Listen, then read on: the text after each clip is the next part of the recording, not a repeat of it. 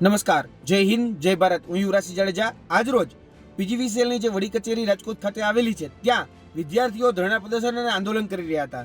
વિદ્યાર્થીઓની જે માંગણી હતી, વિદ્યાર્થીઓની જે લાગણી હતી એ ખૂબ વ્યાજબી હતી. કેમ કે એમની માંગણી એવી હતી કે પીજીવીસીએલ દ્વારા જે ઇલેક્ટ્રિકલ આસિસ્ટન્ટની જે ભરતી પ્રક્રિયા કરવામાં આવી ગત વર્ષે, તેની જે સમય મર્યાદા હતી એ સમય મર્યાદા 16 ફેબ્રુઆરીના રોજ પૂર્ણ થવાને આરે હતી. ત્યારે કાં તો એની પ્રતીક્ષા યાદી છે, પ્રતીક્ષા યાદીના સમય મર્યાદામાં વધારો કરવામાં આવે અથવા તો જે જગ્યાઓ GS4 મુજબના સેટઅપમાં ખાલી છે એ તમામ જગ્યાઓ સત્વરે ભરવામાં આવે. આ એની માંગણી હતી અને પોતાની માંગણીને લઈ એ ધરણા પ્રદર્શન કરી રહ્યા હતા. ત્યારે પોલીસે બળ પ્રયોગ કરી અને ક્યાંક ને ક્યાંક એનો આંદોલન જે છે એ ડામવાના પ્રયત્નો કર્યા છે. અત્યારે પણ પોલીસે જે બળ પ્રયોગ કર્યો તેને કારણે વિદ્યાર્થીઓને ઘણા વિદ્યાર્થીઓ છે જેને હાનિ પહોંચી છે. અને જોવા જઈએ તો વિદ્યાર્થીઓની જે માંગણી છે એ સંવાદથી એનું સમાધાન શક્ય છે. તો શા માટે સરકાર જે છે એ આ રીતે એની માંગણીઓને ડામી રહી છે? શા માટે એનો અવાજ દબાવી રહી છે? શા માટે જે વિદ્યાર્થીઓ છે પોતાની જે વાત મૂકી રહ્યા છે એ વાત સાંભળતી નથી? એટલે સરકારે સંવાદ કરવો જોઈએ. સરકારે સમાધાન જો વલણ અપનાવવું હોય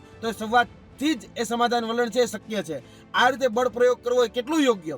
લોકશાહીમાં તમામ જે લોકો છે, જે નાગરિકો છે, એને પોતાનો હક અધિકાર અને ન્યાય માગવાની એ બંધારણે છૂટછાટ આપી છે. તો શા માટે એ બંધારણને પણ કચડવામાં આવે છે?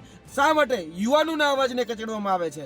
અમે સરકારને વિનંતી કરીએ છીએ કે ઝડપથી જે પણ ઇલેક્ટ્રિકલ આસિસ્ટન્ટ એટલે કે પીજીવીસીએલ ઇલેક્ટ્રિકલ આસિસ્ટન્ટના મુદ્દાઓ છે એને સત્વરે એનું નિરાકરણ લાવવામાં આવે. નહીતર અત્યારે જે રીતે બળ પ્રયોગ કરી અને જેનો અવાજ દબાવવાનો જે પ્રયત્ન થઈ રહ્યો છે એ અવાજ આવનાર દિવસોમાં વિધાનસભાનો ઘેરાવો કરીને પણ જો અમારે કદાચ કહી શકાય કે અવાજને બુલંદ કરવાનો તો અમે બુલંદ કરીશું. અને ગાંધીનગરની સત્યાગ્રહ છાવણી જો અમારે આંદોલન કે ધરણા પ્રદર્શન કરવા પડ્યા તો એમાં પણ અમે પાછી પાની નહીં કરીએ. કેમ કે વિદ્યાર્થીઓની માંગણી ખૂબ વ્યાજબી છે અને વિદ્યાર્થીઓ તનતોડ મહેનત કરી અને પરીક્ષાઓ પાસ કરેલ છે.